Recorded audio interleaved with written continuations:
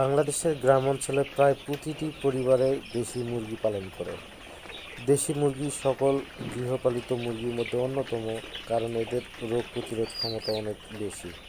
এরা খাবার কম খায় এবং জায়গা অনেক কম লাগে, তাই এদের উৎপাদন খরচও অনেক কম হয়। এদের মাংস এবং ডিমের দাম বিদেশি মুরগির তুলনায় বেশি থাকে। দেশি মুরগি প্রতিপালন করে বাড়তি আয় করতে পারে। আমরা সবাই বলে থাকি দেশি মুরগির উৎপাদন কম, কিন্তু আমরা দেশি মুরগি চাষে উন্নত ব্যবস্থা বা প্রশিক্ষণ গ্রহণ করে দেশি মুরগির উৎপাদন বৃদ্ধি করতে পারি।